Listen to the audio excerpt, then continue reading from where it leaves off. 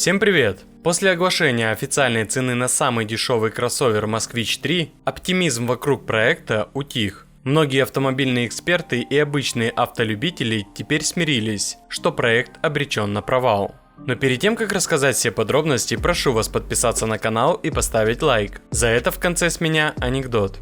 Сегодня зашел на сайт автоспот.ру и заметил, что предложений на новые авто стало гораздо больше, а скидки за наличные уже не редкость. Ну тут все понятно. Машины, ввезенные в прошлом году, дилерам нужно продавать и привезти этого года. Валюта вновь скачет, и сделать это надо максимально быстро. Ссылку на новые авто с достойными скидками, как за наличные, так и за кредит трейд-ин я оставил в описании. Пользуйтесь. Также на Автоспот вы найдете лучшее предложение на ТО вашего автомобиля. Напомню, что продаваться Москвич 3 будет от 1 миллиона 970 тысяч рублей. Это базовая комплектация с механикой. Автомобиль полностью изготавливается в Китае. Даже фирменные значки Москвич приезжают к нам из Поднебесной. Если говорить о конкретных личностях, которые начали критиковать Москвич 3, то можно назвать главу Автостата. По его словам, за те же деньги можно купить куда более интересные автомобили. К примеру, Haval Jolion или Chery Tiggo 4 Pro. Со скидками от официальных дилеров они в базе выйдут даже дешевле, от 1,7 миллионов рублей. У Москвича очень мало шансов хоть как-то пошуметь на российском рынке.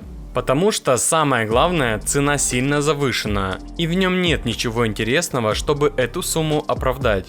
Его адекватная цена в районе 1 миллиона рублей, так как в Китае его продают за 700 тысяч. К слову, в Китае эта модель тоже популярности не снискала. Еще один минус – нет полного привода. Опять же, если сравнивать с конкурентами, то одноклассник от Havail может дать полный привод, пусть и за доплату. А у Москвича 3 такой возможности нет. Его многие сравнивают с Hyundai Creta. Но кореец на пике популярности стоил заметно дешевле. Кроме того, у него был полный привод, пусть и тоже за дополнительные деньги. Еще одна причина неудачи Москвича 3 в том, что самим москвичам-то он не особо нужен. С воодушевлением новость о возвращении Москвича восприняли жители регионов. Они надеялись, что получат народный автомобиль. Может и не по цене гранты, но хотя бы весты. А машины за 2 миллиона при зарплате 30-50 тысяч рублей их совсем не интересуют. Таких сейчас на рынке полно. Что на них смотреть? Только душу травить. Поэтому новый Москвич вызвал только отторжение и разочарование после оглашения ценника на него.